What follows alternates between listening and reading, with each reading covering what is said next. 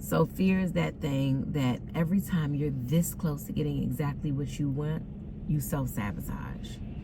Fear is you talking yourself out of your dreams. Fear is the excuses that you make. Fear is the lack mindset of the abundant life that you are promised. Fear is everywhere, and every day we get to choose. Either we can be fearful or we can be faithful, but it's totally a choice. And I know for a lot of us that sounds easier said than done, but it's really just that simple. Life is a bunch of choices that we make, and I have been the person that has been in spaces where fear has completely crippled me. It has changed my genetic makeup. Fear has sat so long in one space and not moved where it set me back. Fear's done a lot, but it was almost like I had front row tickets to watch what fear does to destroy dreams. But I'm here to tell you that fear is an illusion. It is not real. In 2018, my mother passed away, but she passed away of heart disease. Let me just start there. She passed away on February 21st. Let's go back 30 days prior to February 21st. January 21st, my mother got a phone call. Back in 1988, my mother was pregnant and gave up a daughter for adoption. I was born in 84, so I was only 4 at the time. She gave up a daughter for adoption at birth, and we were in Dallas, Texas.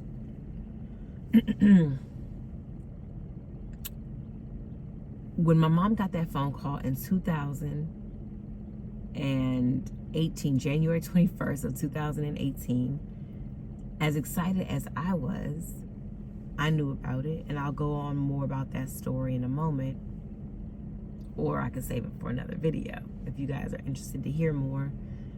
But when my mother got that call, they said to my mom that her daughter had been looking for her and would like to connect with her. Now, as exciting as, again, that sounds, my mom was completely stricken with fear, because at that moment, all of the things that my mother had suppressed about that situation were about to come full circle. And I just don't think my mom was ready to deal with those things. I think at the time, we had just lost my stepfather 5 months prior. That was her soulmate. My mom's heart was extremely fragile. My mom also found out that her financial situation was not good, because in the state of Maryland, they do not constitute, they don't honor, excuse me, common law marriages. They weren't married by law. They were just together for forever. They had both been married, and it just didn't work out for them. So fast forward to my mother getting this phone call. She was depressed, but this phone call gave her hope, but it scared her.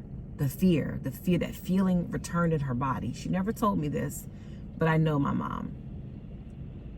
She called me on the phone and told me, Ashley, your sister has gotten in contact with us, and she wants to meet. And so I'm excited. I'm like, okay, well, what we doing, Ma? And I immediately just start crying. It was just unreal. So within 30 days, my mother's health declined. And 30 days to the date of the phone call, my mother passes away. So I could only imagine what my sister, who had already gotten the word that my mother was interested in meeting, but they were just waiting on a date, because my mother, in my mother's fashion, just was delaying things. Again, fear. She hadn't processed the paperwork that she needed to do in order to connect with my sister. She was going to do it. It was her intention. It's just the fear had her procrastinating. And my mom would do that when she was fearful. So fast forward to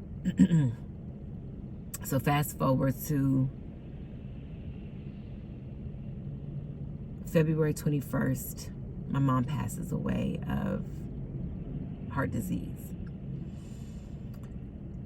And as crushed as I was, I knew exactly the bookmark that my mom left and that I needed to pick it up. My sister at the time was grieving very heavy. My older sister was grieving very heavy, and my brother's in Sweden. And I know that there's no way that my mom's child can be out here and have gotten that close and not known who her family was. So I decided to pick up the baton and to finish out my mom's work. If I would have probably let it linger a little bit longer, maybe I too would have been fearful, but I just was in motion. I needed something in the tangible world to hold on to because I was completely and utterly heartbroken that I lost my mom. And so any connection to my mom was what I was yearning for. So I contacted the adoption agency and told them that my mom had passed away and that I would be finalizing the communication between my sister and our family. So, of course, when they got the information, the lady that was on the phone that I was talking to just started to cry. Like, she had been talking to my mom and she'd been talking to my sister. And I think that she just knew how amazing that this story was, that she could be a part of the connection, that she just was excited about it. So to find out that my mom passed, it truly, it definitely affected her. For a woman who does this day in and day out to cry on the phone to me. So I had to process some paperwork and get it back over to the adoption agency like my mom had to do. I was really tied up with work at that time, and so I missed the deadline for the first appointment.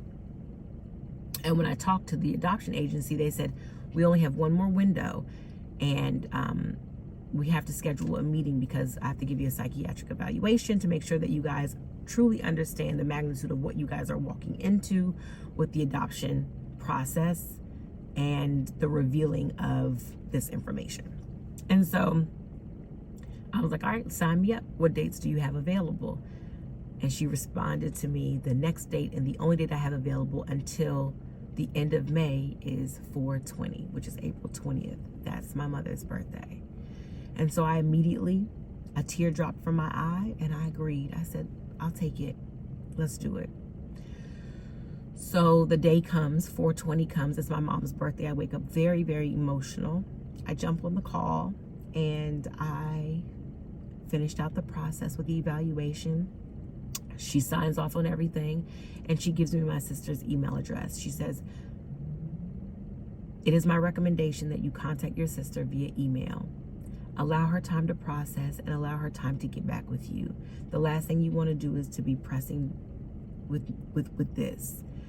And so, you know, after hearing that, I definitely took it into consideration. And so I did. I emailed my sister right after she gave me her email address. I emailed her as soon as we got off the phone and just introducing myself and letting her know, like, take your time, I'm here. And I went about 2 hours without doing anything else. I just was twiddling my thumbs, and something just told me, take that email address, pop it right into the, take that email address and find your sister. Find her, find your sister. So I take it and I pop it into Google, and Google regurgitates to me the most amazing thing I'd ever seen in my life. A picture of a girl that I had seen before. I'm like, I know her. Who is this young lady? Who is, what? This is my sister? No, this isn't my sister. Maybe I have the wrong person. So I go to her Facebook page, and yeah, it's her. And my sister's name is so interesting because she has a German last name. I'm like, this is so crazy. But I don't know her, but I've seen her before. I just don't know where I know her from. And then I look at our mutual friends. And our mutual friends, I'm like, oh, no, this is very close. One of my closest friends, she also is mutual friends with. So I called my friend and I asked her, I said, Sorry, got cut off. So we have mutual friends, and my girlfriend Keisha, who I've been friends with for forever, knows her. So, immediately I'm like, okay, hold on, what's going on? So then I go down a rabbit hole. I'm looking at her Facebook, and she looks just like my mom. I mean, she looks like my mom when she was young. And I'm just like, what in the world? So I'm very emotional.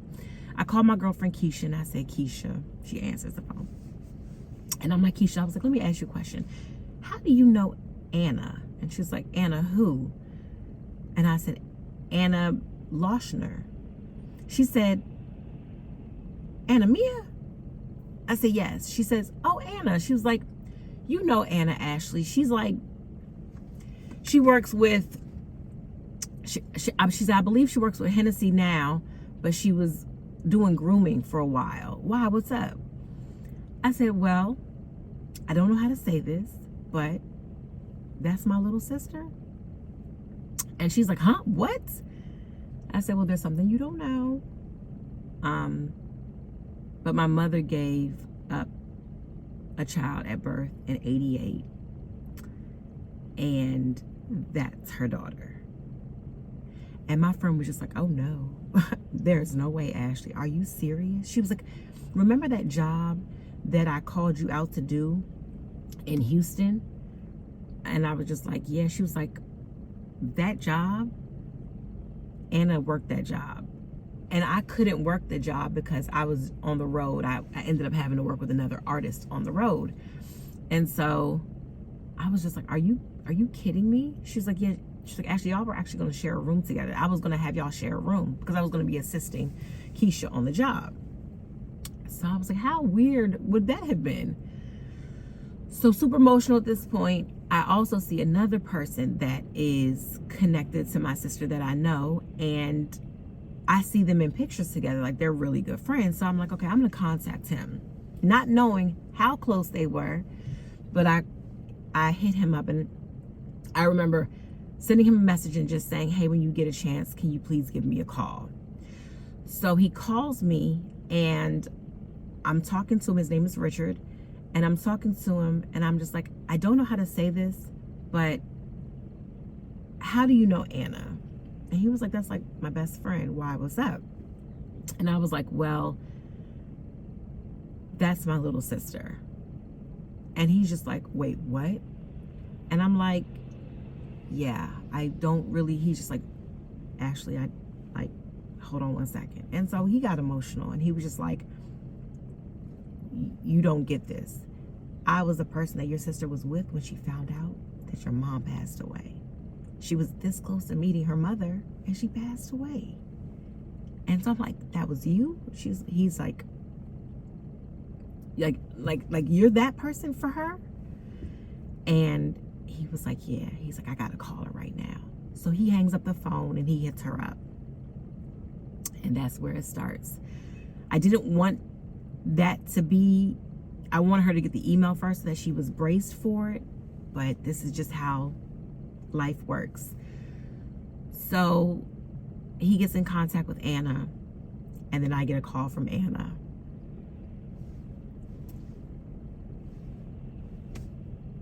I always get emotional with this story.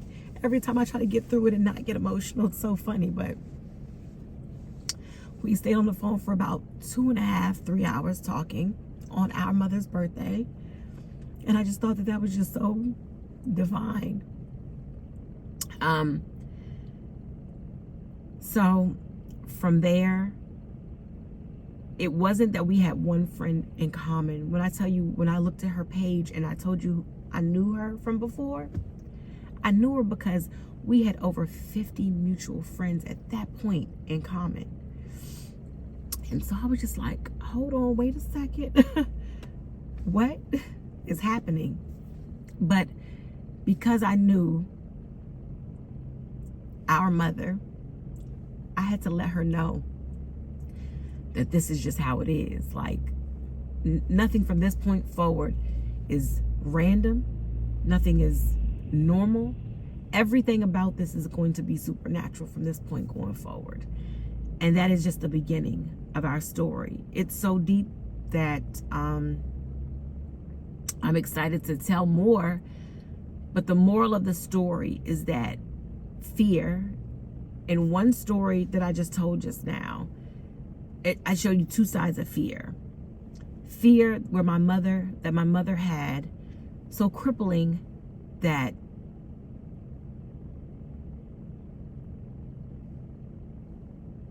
it caused so much stress in her body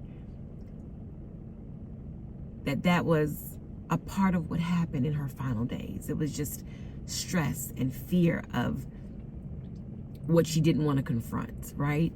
And then on the flip side, you have me in that moment that was fearless and took a chance because I knew that was just what I had to do. I didn't have it. I never felt like I even had a choice. It was just either you show up, handle your business, or you don't. But or you don't was not even a thought in my mind.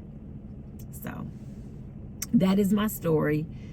I have more to the story. Let me know if you want to hear more. Let me know if this inspired you in any way, shape, form, or fashion. But I want to say that anything that you're in fear of that's holding you back, pray about it. Take it to God. Release it from your heart and your mind. It doesn't belong there. And give it to the Most High. He's the only one that could carry that weight. It is not yours to carry. And when you give that over to Him, watch what frees up. Watch what expands in your heart and in your mind. Watch that your life expands. I know I am a living testimony to God's good grace. And it is only through Him that I am who I am today and have gone through what I've gone through. I have seen the darkest depths of what people see, and I was pulled out by the lights. And of course, I'm going to tell more stories, but this is just me not being fearful and telling my story. Not edited, good, bad, or indifferent. Here it is. Take care.